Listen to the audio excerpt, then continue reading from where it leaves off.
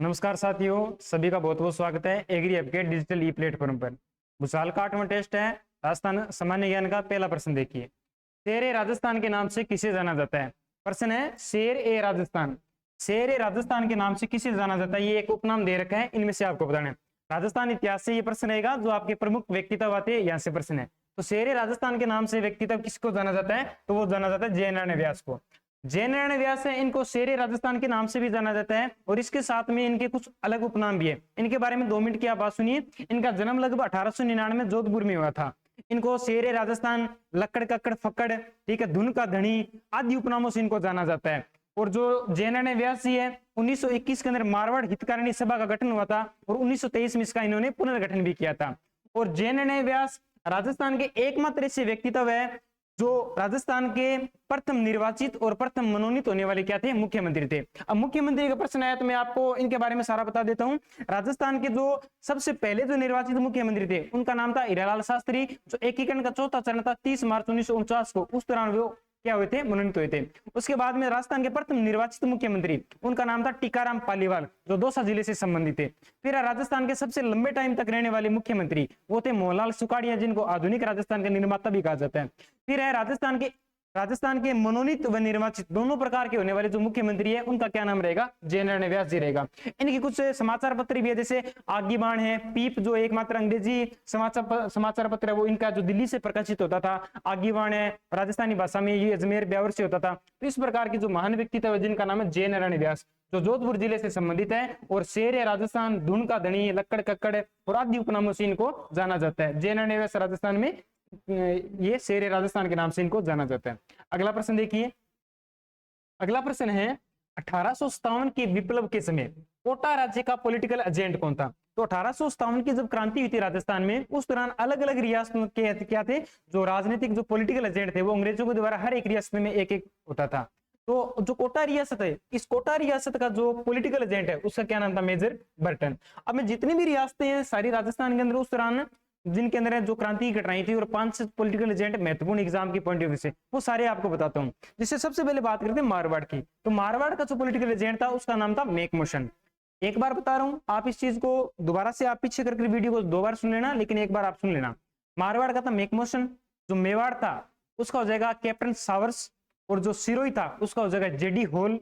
जयपुर का हो जाएगा मेजर ईडन। कोटा का हो जाएगा मेजर बर्टन, और जो भरतपुर है उसका हो जाएगा मोरिशन। तो ये क्या थे, अलग अलग उस टाइम में पॉलिटिकल एजेंट थे। और जो कोटा रियासत है, इस कोटा रियासत का जो पॉलिटिकल एजेंट था उसका क्या नाम रहेगा, मेजर बर्टन। और मेजर बर्टन के 2 पुत्र भी थे, फ्रेक और ओर्थर। और कोटा रियासत एकमात्र ऐसी रियासत थी जो राजस्थान के अंदर 1857 की क्रांति के दौरान सबसे लंबे टाइम पीरियड तक क्या रहा था, अंग्रेजों को दी रही थी कोटा रियासत। इस प्रकार से जो मेजर बर्टन है ये कोटा रियासत क्या हो जाएगा, पॉलिटिकल एजेंट हो जाएगा। अगला प्रश्न आप देखिए, अगला प्रश्न है एकीकरण के दौरान किस शासक ने विलय पत्र पर हस्ताक्षर करते हुए कहा था, मैं अपने डेथ वारंट पर क्या कर रहा हूं, हस्ताक्षर कर रहा हूं। तो ऐसा कौन शासक था। तो एकीकरण का आपको पता है, राजस्थान का एकीकरण 7 चरणों में होता है। 18 मार्च 1948 को स्टार्ट होता है और 1 नवंबर 1956 को जब 7वां चरण शामिल हो जाता है तो राजस्थान का एकीकरण पूरा मान लिया जाता है। 8 साल और 7 महीने का कुछ टाइम लगता है। तो उस दौरान अलग अलग रियासतों के जो राजा थे वो राजस्थान में शामिल हो रहे थे, और वह जो लेटर पेड था उसके ऊपर साइन भी कर रहे थे। तो ऐसा एकमात्र राजस्थान का शासक था जो बांसवाड़ा रियासत का था। बांसवाड़ा का शासक था चंद्रवीर सिंह। चंद्रवीर सिंह जब एकीकरण के दौरान जब जो एकीकरण था उसके ऊपर जब हस्ताक्षर कर रहा था तो इसने कहा था मैं अपने डेथ वारंट पर हस्ताक्षर कर रहा हूं। तो ये हस्ताक्षर कर रहा था, इसको कहा भाई हस्ताक्षर तो करने पड़ेंगे बाबू, ठीक है, चाहे डेथ बोल चाहे कुछ भी बोल, तेरे को साइन तो करना पड़ेगा। तो बांसवाड़ा का शासक था, उसने जब साइन किया तो ऐसा कथन कहा था। तो ये कथन कई बार पूछ लिए जाते हैं एकीकरण के दौरान। अब देखिए अगला प्रश्न है, अगला प्रश्न रहेगा मेवाड़ पुकार। मेवाड़ पुकार 21 सूत्री मांग पत्र का संबंध किससे रहेगा। तो ये मेवाड़ की पुकार 21 सूत्री मांग पत्र है, एक प्रकार का छोटा सा एक इनका ग्रंथ रहेगा। तो ये ग्रंथ किसका है, तो ये मोतीलाल तेजावत, माणिक्यलाल वर्मा, सीताराम दास 1 व 2 दोनों। तो इसका सही आंसर रहेगा मोतीलाल तेजावत। अब मैं सारी आपको बात बताता हूँ। राजस्थान के किसान आंदोलन है जिसके अंदर राजस्थान का सबसे जो लंबे टाइम तक चलने वाला किसान आंदोलन है वो तो कौन सा हो जाएगा, इधर बिजोलिया में चला था। लेकिन जातियों के अलावा जनजातियों में भी क्या होती है, अलग अलग किसान आंदोलन होते हैं, जिसके अंदर मीणा जनजाति और भील जनजाति मुख्यतः मानी जाती है। भीलों के अंदर आपको याद रखना है 2 प्रमुख क्या हुए थे, आंदोलन हुए थे, जिसके अंदर एक तो हुआ था इधर गोविंद गिरी के नेतृत्व के अंदर, ठीक है, भक्त आंदोलन बोल सकते हो, और एक होता मोतीलाल तेजावत के नेतृत्व में, जिसे बोल सकते हैं एक्की आंदोलन या फिर बोमट आंदोलन। जो गोविंद गिरी के नेतृत्व में जो भक्त आंदोलन होता, उस दौरान जो गोविंद गिरी जी है, इनको भीलों के अंदर सबसे ज्यादा सामाजिक कार्य करने के कारण इनको भीलों का मसीहा भी कहा जाता था। भीलों के अंदर इन्होंने बहुत सारे सुधार कार्य किए थे, जिस कारण जो भील है वो समाज की नैतिक विचारों से जुड़े थे और समाज की मुख्य धारा से जुड़े थे। इन्होंने 1883 के अंदर संत सभा की भी स्थापना की थी, और उसके बाद में आगे जाकर इन जो ये शांतिपूर्ण एक अंबाद्रा गांव की पहाड़ी है बांसवाड़ा के अंदर, ठीक है, 1917 के अंदर वो 1913 के अंदर वो उसके ऊपर बैठक करे थे, और उस दौरान क्या होता है एमबीसी जो मेवाड़ भील कोर है वो आती है और उनके ऊपर अटैक करती है, और फिर उस दौरान क्या होता है सैकड़ों भील है वो मारे जाते हैं, और उसको राजस्थान का जलियांवाला बाग हत्याकांड भी कहा जाता है। और दूसरा भीलों के अंदर एक आंदोलन फिर कुछ टाइम के बाद में और होता है, जिसे बोलते हैं एक्की आंदोलन या फिर बोमट आंदोलन। वो होता है मोतीलाल तेजावत जी के नेतृत्व में। मोतीलाल तेजावत जी के नेतृत्व में ये आंदोलन होता है, और उस दौरान क्या होता है, जो मेवाड़ का महाराणा था उसको 21 सूत्री मांग पत्र ये पेश किया गया था, जिसके अंदर अलग अलग प्रकार की जो कर और लागबागे थी, जिसको कम करने के लिए 21 सूत्री ये मांग पत्र थी, जिसके अंदर 18 मांगे तो मान ली गई थी, लेकिन 3 मांगे नहीं मानी थी। तो ये 21 सूत्री मांग पत्र वो किसने पेश किया था? मोतीलाल तेजावत जी ने ये पेश किया था। तो इसका संबंध हो जाएगा मोतीलाल तेजावत जी से। अगला प्रश्न देखिए, अगला प्रश्न है असुमिलित कथन आपको बताना है। 4 आपको सभ्यता दे रखी है, 4 इनके स्थान दे रखे हैं, इनमें से ऐसा कौन सा स्थान है उस सभ्यता से मेल नहीं खाता है? तो सबसे पहला देखिए हनुमानगढ़। हनुमानगढ़ है, इसके अंदर कालीबंगा सभ्यता हो जाएगी। जो रेड सभ्यता है वो टोंक के अंदर हो जाएगी, और बागोर सभ्यता भीलवाड़ा में हो जाएगी। लेकिन जो रंगमहल सभ्यता है, ये रंगमहल सभ्यता याद रखिएगा गंगानगर में नहीं है, रंगमहल सभ्यता कहां पर पड़ती है? हनुमानगढ़ के अंदर पड़ती है। हालांकि रंगमहल गांव है, ये रंगमहल गांव जरूर सूरतगढ़ जिले के अंदर, इस सूरतगढ़ के अंदर आता है, ठीक है, तहसील के अंदर और गंगानगर जिले में।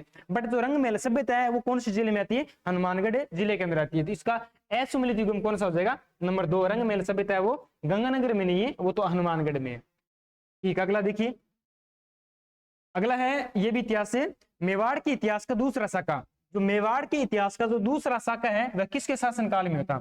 आपको पता है राजस्थान के अंदर जो कुल कितने शाखे हो रखे हैं? 12.5 शाखे हो रखे हैं। शाखा का मतलब क्या होता है? केसरिया और जोहर। केसरिया और जोहर का जो सामूहिक रूप है वो क्या कहलाता है? शाखा कहलाता है। केसरिया पुरुषों के द्वारा किया जाता है, और जोहर है वो रानियों के द्वारा या फिर महिलाओं के द्वारा किया जाता है। राजस्थान इतिहास या फिर भारत का इतिहास या फिर विश्व के इतिहास में सबसे बड़ा जो शाखा माना जाता है वो रानी पद्मिनी के नेतृत्व के अंदर हुआ था, जो 1600 महिलाओं के साथ में जोहर हुआ था। जो 1303 के अंदर है रावलतन सिंह के नेतृत्व में केसरिया आता है, और जोहर होता है रानी पद्मिनी के नेतृत्व में। तो याद रखिएगा जो मेवाड़ का इतिहास का जो दूसरा शाखा होता है, मेवाड़ का जो चित्तौड़गढ़ दुर्ग है वो सर्वाधिक शाखों के लिए प्रसिद्ध है, जिसमें सर्वाधिक 3 शाखे हो रखे हैं। पहला 1303 में होता है और दूसरा होता 1534 के अंदर।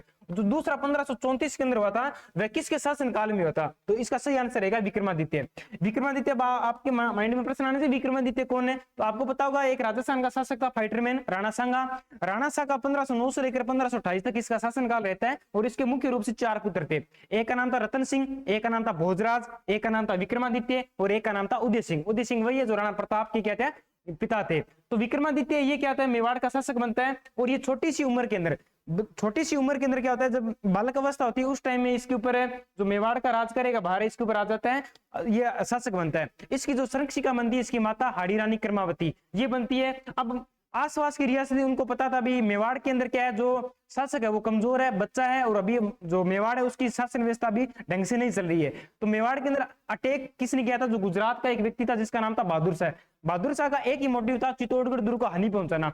ऐसा मोटिव या फिर ऐसा एक लक्ष्य लेकर क्या करता है? वो चित्तौड़ पर आक्रमण करता है। लेकिन उसको ये नहीं पता था कि जो मेवाड़ की धरती है, इस मेवाड़ की धरती के अंदर उम्र का कुछ नहीं होता। इस मेवाड़ की धरती में जब कोई व्यक्ति जन्म लेता है तो जन्म के साथ में ही उसके अंदर क्या होती है? मातृभूमि के लिए मरने और मिटने की जो एक भावना होती है वो उसके अंदर जन्म से होती है। इस यहाँ की जो मिट्टी होती है इसके अंदर ऐसी विशेषता पाई जाती है। और जो अकबर था, अकबर ने कहा भी था जब हल्दी घाटी का युद्ध हुआ था कि काश अगर मेवाड़ की सेना के पास में जिस प्रकार के सैनिक है ऐसे अगर मेरे पास में हो तो मैं पूरा जो विश्व है, पूरा जो विश्व इसको जीत लूं। लेकिन उसके रिप्लाई देता है भगवान दास, इसने कहा था ऐसे सैनिक वो लाए नहीं जाते, ऐसे सैनिक यहीं पर ही पैदा होते हैं। इस हल्दी घाटी की जो मिट्टी है इसके अंदर ऐसा कुछ पाया जाता है कि यहाँ पर जो व्यक्ति बच्चा होता है वो जन्म से क्या होता है? अपनी मातृभूमि के लिए मरने मिटने उदारता और जो सम्मान है वो साथ में लेकर आता है। तो ऐसा व्यक्ति कौन था? विक्रमादित्य। इसके नेतृत्व में क्या होता है? ये दूसरा शाखा होता है। अब विक्रमादित्य तो छोटा था, विक्रमादित्य क्या होती है? हत्या कर दी जाती है। लेकिन जो नेतृत्व किया था जो केसरिया वो किया था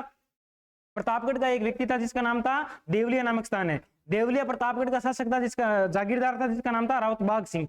राउत बाघ सिंह के नेतृत्व में क्या होता है, केसरिया होता है, और जो जोहर होता है वो हाड़ी रानी कर्मावती के नेतृत्व में होता है। और उस दौरान आक्रमणकारी था बहादुर शाह जफर। 1534 के अंदर मेवाड़ के इतिहास का क्या होता है, दूसरा शाखा होता है। उसके बाद विक्रमादित्य की भी क्या हो जाती है, हत्या हो जाती है। और जो उदय सिंह है, उदय सिंह को भी उसका एक बनवीर नाम का व्यक्ति था, वो भी मारना चाहता था। लेकिन आपको पता है एक महिला थी जिसका नाम था पन्ना दाई। पन्ना दाई अपने पुत्र चंदन की बलि देकर क्या होती है, जो महाराणा उदय सिंह थे उनको सुरक्षित प्राण बचाकर कुंभलगढ़ दुर्ग में पहुंचाती है। और आगे जाकर फिर क्या होता है, वो महाराणा उदय सिंह मेवाड़ के शासक भी बनते हैं। तो इस प्रकार से इसका शासक आंसर रहेगा विक्रमादित्य। अगला प्रश्न देखिए, हल्दी घाटी युद्ध। हल्दी घाटी युद्ध के दौरान मेवाड़ सेना के चंदावल बाग का या फिर चंद्रावल बाग का नेतृत्व किसने किया था? तो साथियों मैं आपको एक चीज बता देता हूं, जब भी युद्ध होते थे उस दौरान क्या थे, सेना के 3 पक्ष हुआ करते थे। एक तो सबसे पहले आगे वाला खड़ा होता था उसको बोला जाता था हरावल, एक बीच में होता था पक्ष उसको बोलते थे मध्य, और एक पीछे पीछे होता था उसको बोलते थे चंद्रावल। तो हल्दी घाटी का युद्ध आपको पता है 18 जून 1576 को हो रखा है, राजसमंद में होता है। ये सारी आपको डिटेल क्लासरूम में भी बता दी जाएगी और आपने पढ़ भी रखा होगा। लेकिन अपन बात करते हैं मेल जो चंद्रावल बाग का नेतृत्व किसने किया था, तो वो नेतृत्व किया था पुंजा भील ने। जो आगे वाला जो भाग होता है उसका तो नेतृत्व करते हैं जो हाकिम खान सूर और जो कृष्णदास चुन्नावत इनके नेतृत्व में। मध्य भाग में राणा प्रताप ये खुद थे और उनके साथ में एक व्यक्ति और था।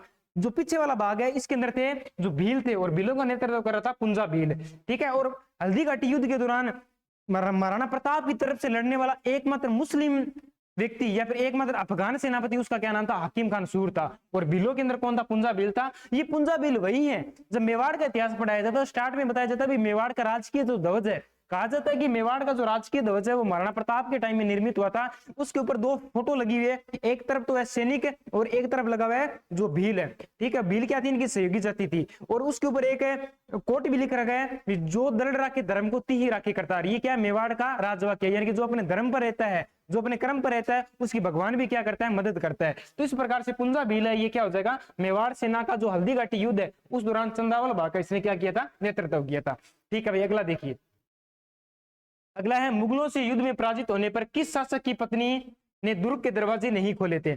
यानी कि ऐसा कौन सा शासक है राजस्थान की रियासत में जब वह मुगलों से पराजित हो जाता है और वापस जब वह अपने रियासत के अंदर आता है तो उसकी जो रानी है उसने दरवाजे बंद कर दिए थे। उसने कहा था गुड्डू अभी आपको एंट्री नहीं मिलेगी, अभी आपको एंट्री नहीं मिलेगी, अभी पहले आप क्या जाइए, जिसके साथ में आप युद्ध करने के लिए गए थे पहले आप उसको हरा कर आइए, उसके बाद में आपका क्या होगा, वेलकम होगा, अभी एंट्री नहीं है। तो मुगलों से युद्ध के पराजित होने के बाद में जो महाराजा जसवंत सिंह है, जो जोधपुर के शासक थे, महाराजा जसवंत सिंह प्रथम, इनकी रानी थी जिसका नाम था महामाया। इसने क्या किया था, इस चीज को, दरवाजों को बंद कर लिया था।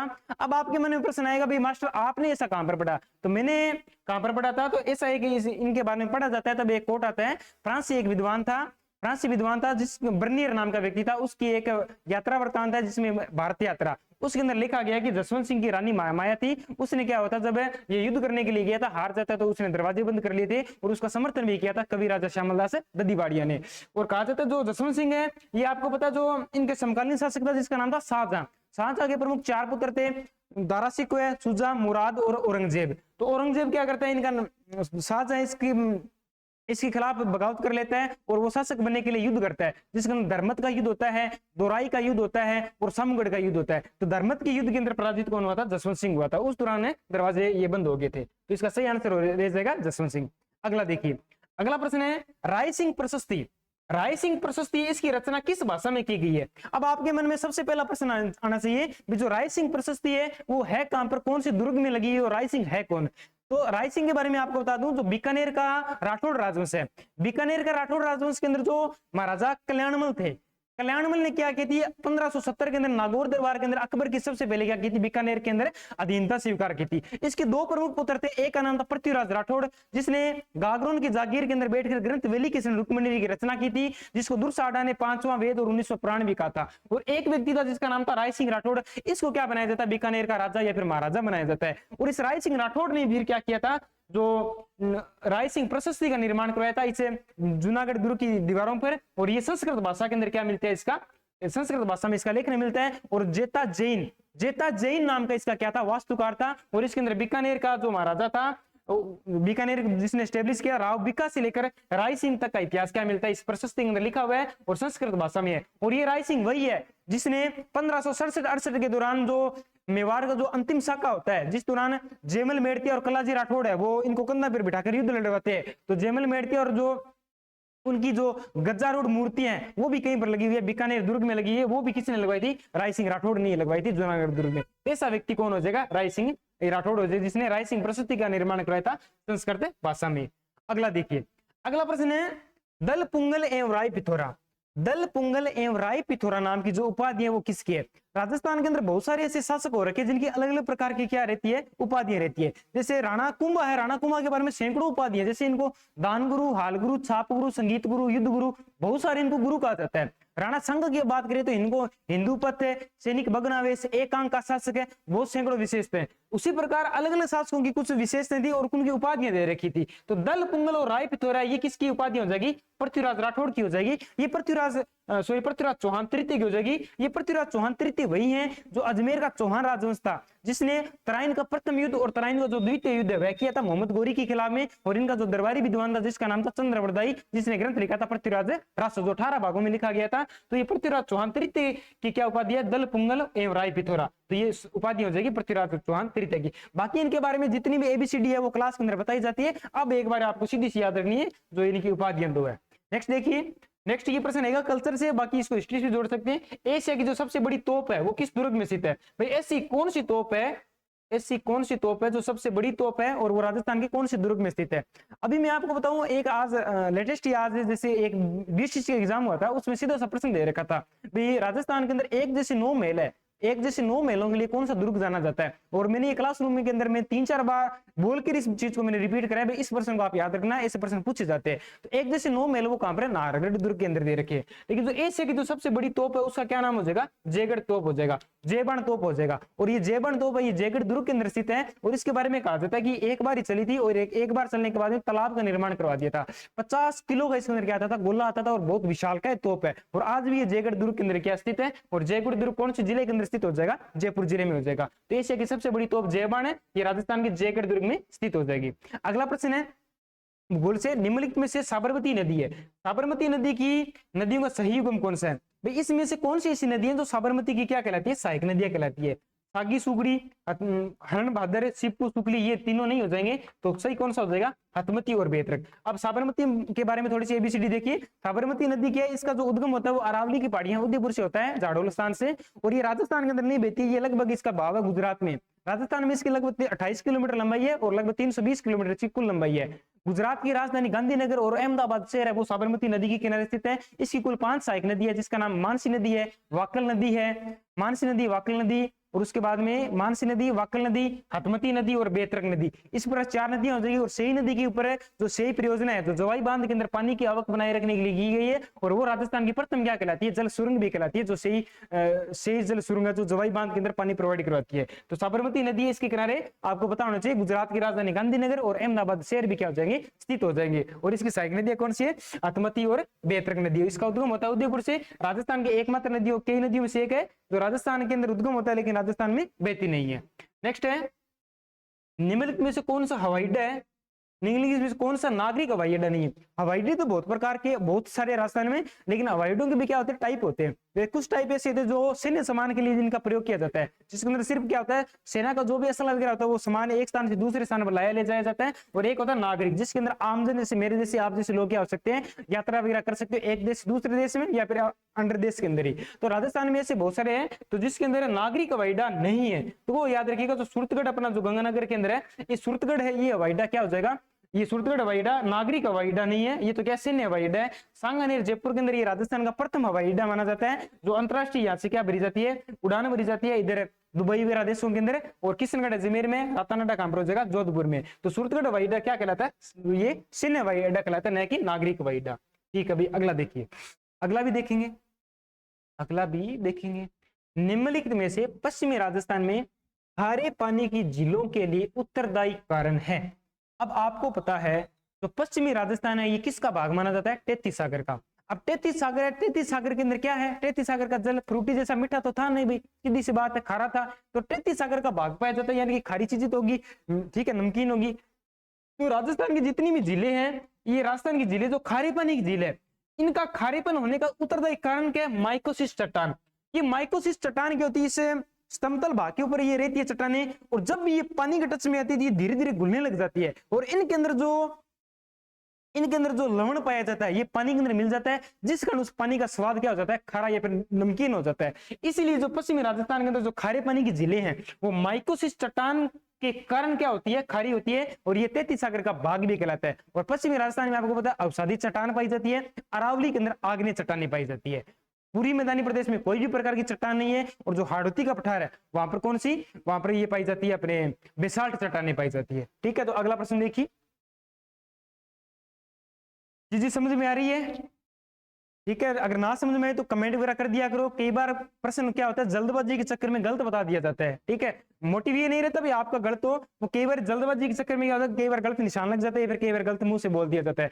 जब भी आपको ऐसा कोई डाउट लगे तो हाथों आप क्या करो, इस चीज को नोट करो और उसको कमेंट बॉक्स में लिख दिया करो, और मैं पूरी कोशिश करूंगा आपको जो आपका डाउट है उसको दूर करने की, और उसका रिप्लाई भी दे दूंगा। तो अपनी जो तैयारी है उसको बार बार आप परखो, बार बार इन टेस्टों को देखो जितने भी पीछे के हो रखे हैं, वर्तमान में जो चल रहे हैं, और चीजों को नई क्लासिफिकेशन तरीके से आप शॉर्ट नोट्स भी आप तैयार करो। क्लासरूम में मैं बताता हूं, और आपको भी अगर आप मेरे से प्रत्यक्ष रूप से नहीं पढ़े हो, अप्रत्यक्ष रूप से सिर्फ यूट्यूब के माध्यम से जुड़े हो, तो मैं आपको ये बताना चाहूंगा जब भी आप कोई भी सब्जेक्ट पढ़ो तो उसके साथ में उसके शॉर्ट नोट्स जरूर तैयार किया करो। जब आपके एग्जाम के 2-4 दिन बचते हैं तो उनको आप जब लास्ट के अंदर क्या होता है, जल्दी के अंदर जल्दबाजी में अपने जितने भी सब्जेक्ट होते हैं उनको डिटेल से न पढ़कर इनको शॉर्ट नोट्स में अगर आपने रिवाइज कर लिया तो 4-5 घंटे के अंदर आप क्या कर सकते हो, एक बार उनको, और 2-3 दिनों के अंदर तो आप इनको 5-6 बार निकाल दोगे। तो एक बार जो चीज है वो आपने पढ़ ली तो वो लंबे टाइम तक याद रहेगी, इसलिए शॉर्ट नोट्स भी तैयार किया करो। अगला प्रश्न देखिए, अगला प्रश्न है 90 नंबर प्रश्न है, जिसका क्या रहेगा, निम्नलिखित में से असंगत युग्म की पहचान। गलत संगम। ठीक है, आदिवासियों का कल्पवृक्ष महुआ को कहा जाता है, महुआ से देसी शराब बनाई जाती है, उसको मोगड़ी कहा जाता है। जंगल की ज्वाला पलाश को राजसमंद में पाया जाता है। मरुशोभा रोइडा को कहा जाता है। लेकिन जो रेगिस्तान का जो सागवन है वो ये खेजड़ी बेजड़ी नहीं है, खेजड़ी को नहीं कहा जाता है। रेगिस्तान का जो सागवन है वो किसको कहा जाता है, रोइडा को कहा जाता है। सीधी सी बात है, 4 फैक्ट है, आप सीधे से याद कर लेना। अब देखिए अगला,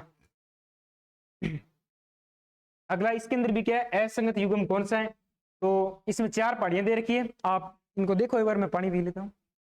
आप देखो भाई कौन सा सही है।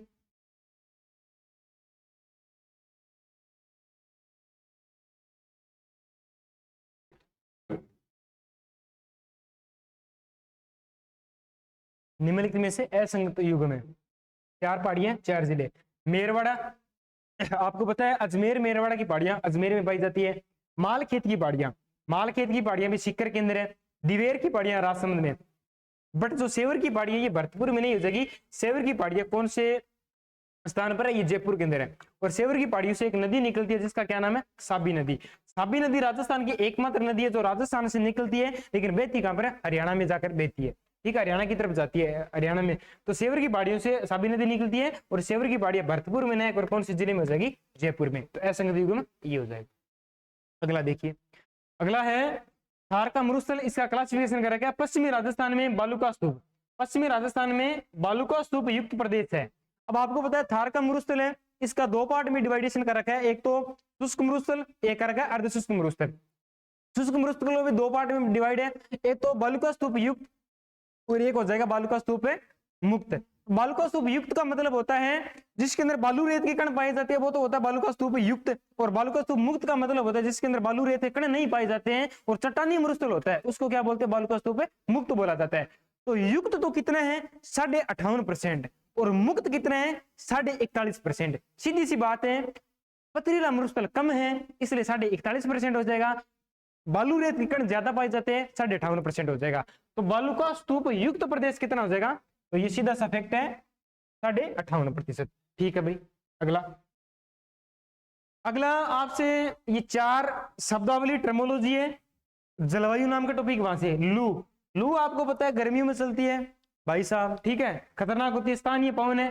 ठीक है, तो लू स्थानीय पवन हो जाएगी। माउट चक्रवाती वर्षा है, पश्चिमी विक्षोभों के द्वारा ये आती है। गेहूं की फसल की शब्द लाभदायक होती है, गोल्डन ड्रॉप्स या फिर सुनहरी बूंदे भी कहा जाता है। जैसलमेर जिले में सबसे ज्यादा माउट से वर्षा वगैरह होती है राजस्थान के अंदर, और सैकड़ों इसकी विशेषता है। तो माउट चक्रवाती वर्षा। पूर्वइया क्या होती है, मानसूनी पवने, जो ये अपना इधर वाला है, तो इधर पूर्व से जो ये वर्षा आती है, पूर्व से बंगाल की खाड़ी के द्वारा जो मानसून आता है, इसलिए इनको क्या बोला जाता है, पूर्वइया बोला जाता है। लेकिन जो दोगड़ा याद रखिएगा, चक्रवात नहीं होता है, दोगड़ा क्या होता है, मानसून पूर्व, मानसून से पहले जो वर्षा होती है उसको क्या बोलते हैं, दोगड़ा बोलते हैं। और आपको पता है राजस्थान के अंदर जो मानसून है वो लगभग 15 जून के आसपास में बांसवाड़ा जिले से क्या करता है, प्रवेश करते हैं। और बांसवाड़ा को राजस्थान में मानसून का प्रवेश द्वार भी कहा जाता है। और राजस्थान में सबसे पहले अरब सागरीय मानसून क्या करता है, प्रवेश करते हैं। जो दक्षिणी राजस्थान के कुछ जिलों में वर्षा करता है अरावली के समानांतर चला जाता है, और पश्चिमी राजस्थान के अंदर वर्षा नहीं होती है। कारण क्या है, कारण अरावली की दिक् स्थिति और पश्चिमी राजस्थान में कोई भी प्रकार का रुकावट नहीं होने के, क्योंकि जो मानसूनी पवनी आती है वो चट्टानों से या फिर पर्वतों से टकराती है, टकराने के बाद में इधर वाले साइड के अंदर ये मानसून रहता है, फिर वर्षा करती है। लेकिन पश्चिमी राजस्थान में रेत की दोरे है, समतल भाग है, तो रुकावट नहीं होगा, सीधा यूं चला जाता है। ठीक है, तो ये क्या हो जाएगी इसकी विशेषता है। आगे देखिए, आगे है राजस्थान के गाँव में। राजस्थान के गाँव में भूमि रक्षक देवता के रूप में किसे पूजा जाता है, तो भूमि रक्षक देवता के रूप में सीधी सी बात है भाई, भूमि रक्षक देवता के रूप में भूमिया जी को पूजा जाता है। अलग अलग क्षेत्र के अलग अलग भूमिया होते हैं, जैसलमेर का अलग है, जयपुर का अलग है, दौसा का अलग है, वो क्लासरूम में बात कर लेंगे। ठीक है, तो सीधा सा फैक्ट है भूमिया जी ये। हाँ ठीक, अब अगला देखिए, अगला प्रश्न है निम्नलिखित में से कौन सा संप्रदाय हंस संप्रदाय के नाम से भी जाना जाता है। तो हंस संप्रदाय के नाम से ये उपनाम दे रखा है। तो आपको पता है भगवान कृष्ण को राजस्थान में दो प्रकार के, वैसे तो बहुत सारे संप्रदाय, लेकिन दो प्रकार की भक्तिधारा, एक तो शिव को मानने वाले, एक विष्णु को मानने वाले। शिव को मानने वाले नयनार कहलाते हैं और विष्णु को मानने वाले आलवार कहलाते हैं। और शिव को मानने वाले भगवान शिव की पूजा अर्चना करते हैं और विष्णु को मानने वाले वो भगवान कृष्ण की करते हैं। भगवान कृष्ण को मानने वाले राजस्थान में 4 संप्रदाय, रामानंदी, गोड़िये, वल्लभ और ये निम्बारक है। तो उसमें से आपको पूछा कि हंस संप्रदाय के नाम से किसे जाना जाता है, तो वो निम्बारक संप्रदाय को जाना जाता है। निम्बारक संप्रदाय के प्रवर्तक निम्बारकाचार्य जी थे। प्रधानपीठ उत्तर प्रदेश में, लेकिन राजस्थान के अंदर प्रधानपीठ है वो कहां पर है, इधर हो जाएगी अपने सलेमाबाद या फिर निम्बारका नगर अजमेर के अंदर। ठीक है, और ये रूपनगढ़ नदी के किनारे इसकी प्रधानपीठ है। इसके जो पीठ के संस्थापक है वो परशुराम जी महाराज कहलाते हैं। परशुराम जी वो नहीं है महाभारत वाले ओल्डेस्ट, ठीक है, ये राजस्थान से रिलेटिव है। परशुराम जी को माना जाता है। इस संप्रदाय का उपनाम है, इसको हंस संप्रदाय, नारद संप्रदाय, सनकादि संप्रदाय या फिर निम्बारक संप्रदाय के नाम से जाना जाता है। भगवान कृष्ण और माता राधा की यहाँ पर युगल रूप से पूजा होती है, और कहां पर होती है, निम्बारका नगर, निम्बारका नगर के अंदर। सलेमाबाद का वर्तमान में नाम बदलकर निम्बारक संप्रदाय के नाम पर निम्बारका नगर भी कर दिया गया है। तो उम्मीद है भाई आ गया होगा समझ में। तो हंस संप्रदाय के नाम से निम्बारक संप्रदाय को जाना जाता है। ठीक है भाई, आगे देखिए, आगे है निम्नलिखित में से सही सुमिलित युग्म है। तो 4 आपको दे रखे हैं। तो भाद्रपद अमावस्या के दिन हरियाली अमावस्या नहीं आती है, भाद्रपद अमावस्या होती है। इस दिन क्या आती है, इस दिन सत्य अमावस्या है। कार्तिक अमावस्या के दिन आपको पता है दीपावली आती है। माघ अमावस्या के दिन क्या आती है, मौनी अमावस्या आती है। लेकिन आश्विन अमावस्या के दिन क्या होती है, श्राद्ध पक्ष का समापन होता है। भाद्रपद अमावस्या से ये स्टार्ट हो जाती है, श्राद्ध और आश्विन अमावस्या तक क्या होती है, समाप्त होती है। इसलिए इसका सही सुमिलित युग्म कौन सा हो जाएगा, आश्विन अमावस्या वाला चौथा नंबर है। तो ये सीधा सा रटने वाला है भाई, रटना पड़ेगा। लोकगीत नाम का टॉपिक है, उसके अंदर लोकगीतों में बहुत सारे प्रश्न बनते हैं। एक प्रश्न ये कोट से दे दिया, सीधा कोटेशन है, लोकगीत, लोकगीत संस्कृति के मुंह बोले चित्र है। लोकगीत की ये परिभाषा किसने दी थी, अब आपको ये सीधी परिभाषा दे दी है, लोकगीत किसी संस्कृति के मुंह बोले चित्र होते हैं। तो ये किसने कहा था, देवेंद्र सत्यार्थी ने कहा था। अलग अलग विद्वानों के, महात्मा गांधी ने कुछ और कहा था, टैगोर ने कुछ और कहा था, लेकिन अपने को लोकगीत की संस्कृति के मुंह बोले चित्र होते हैं, देवेंद्र सत्यार्थी ने कहा था। अगला प्रश्न रहेगा, तो निम्नलिखित में से सिर का आभूषण नहीं है। तो सिर के आभूषण आपको पता है भाई, सिर के, माथे के, नाक के, कान के, दांत के, हाथ के, बाजू के, पैर के, सारे रटने ही पड़ते हैं। तो सिर का आभूषण कौन सा नहीं हो जाएगा, कंठश्री नामक आभूषण है। ये गले में पहना जाता है, ये सिर के ऊपर नहीं पहना जाएगा। टीका, चूड़ामणि, तिलकमणि ये सिर पर पहने जाते हैं। अगला, कौन सा तत्व वाद्य यंत्र नहीं है। आपको पता है वाद्य यंत्र 4 प्रकार के होते हैं। तत्व होता है, सुशीर होता है, अवनद या फिर ताल, और एक होता है घन वाद्य यंत्र।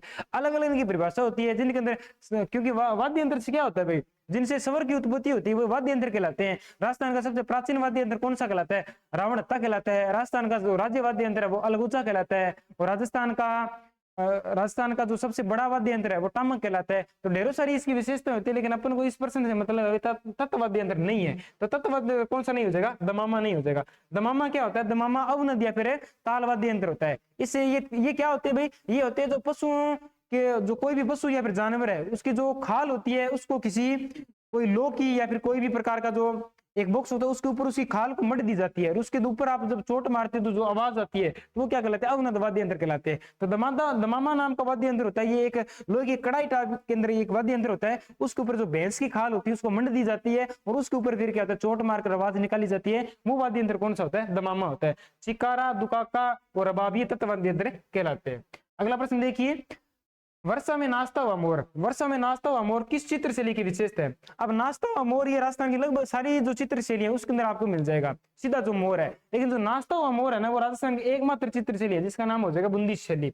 बूंदी शैली के अंदर क्या होता है, जो नाचता हुआ मोर है इसका चित्रण मिलता है। बूंदी शैली को चित्र जो भित्ति चित्रों का स्वरूप भी कहा जाता है। यहाँ पर रासमाला नाम का एक बूंदी के अंदर एक ये संग्रहालय भी बना हुआ है। और जो बूंदी चित्र शैली है ये पशु पक्षियों को समर्पित शैली भी मानी जाती है। और नाचता हुआ मोर इसकी क्या कहलाती है, विशेषता कहलाती है। तो इस प्रकार से हमारे जो 25 क्वेश्चन ये कंप्लीट हो गए हैं। उम्मीद आशा है भाई सबको समझ में आ गए होंगे। अगर कोई भी प्रकार का आपका डाउट है, कोई भी आपको समझाने में या फिर बोलने में कोई प्रकार की दिक्कत रहती है, तो आप क्लास खत्म होने के बाद में कमेंट बॉक्स है उसके अंदर आप कमेंट कर देना, तो मैं आपके सुझाव देखूंगा। तो मेरे को भी पता लगे भाई कहीं पर सुधार करना है और कहीं पर ज्यादा जोर देना है। तो इन्हीं शब्दों के साथ में सभी साथियों का फिर एक बार से फिर से सभी बहुत बहुत धन्यवाद। राम राम।